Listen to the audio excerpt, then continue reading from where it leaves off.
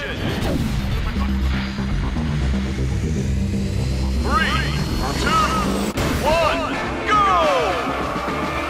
this is Eric Bredvig from IGN Xbox, here with a video review of Test Drive Unlimited.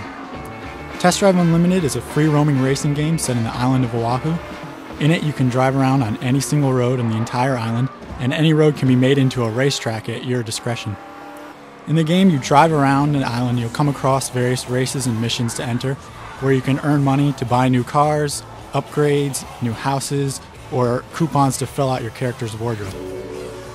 The main draw of this game is that it's titled as a massively open online racer. As soon as you enter the game, you're put into an online server and you'll see other riders driving around alongside you. You can challenge them to a race at any time, or you can go to specific spots where races occur and enter races there. And the line is really blurred between the single player game and the multiplayer game. You can enter a single player race at any time, or just decide to go and race against someone on the other side of the world. There's over 90 vehicles, including classic and sports cars, as well as motorcycles. And it takes quite a long time to unlock everything, because you're going to have to enter a lot of missions and a lot of races to earn enough money to collect everything. There are a few downsides to this game.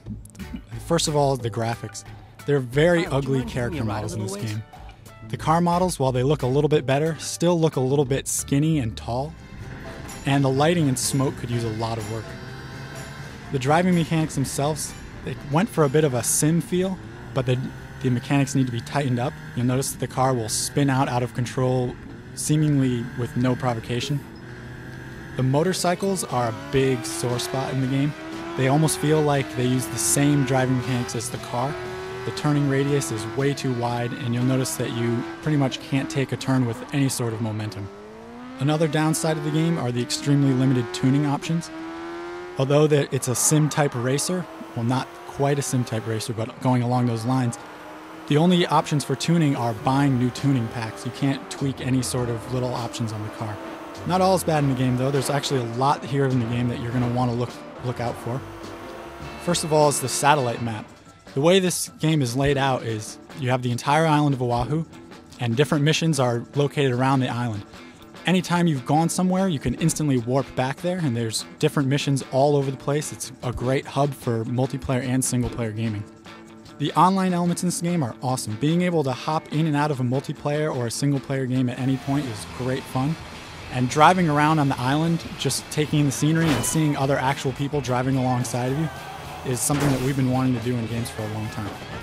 Oahu itself is a much bigger island than you might think of. Looking at it on a map, it seems kind of small, but once you start driving around, where the races around the outside of the island are over 100 miles long, you'll notice that there's a near infinite number of ways that you can create courses, upload them to Xbox Live, and then challenge the rest of the world to beat your time. Our favorite part about the game is the instant challenge feature. When you're driving along, you can just flash your headlights at any other person you see and challenge them to a race. If they accept, they'll pick a destination that can be anywhere on the island, and you're off in a race. It really gives you the kind of feeling as a kid where you say, I'll race you to the top of the stairs, and you just say, ready, set, go. All in all, this game doesn't have the best driving mechanics or graphics, but the fact that the entire island of Oahu is essentially a hub for multiplayer and single-player gaming, and it kind of blurs the line between whether you're playing alone or with the rest of the world, is a lot of fun. It brings a feeling of an MMO to a racing game successfully, and it has all the tools ready for the community to go crazy and just invent a way.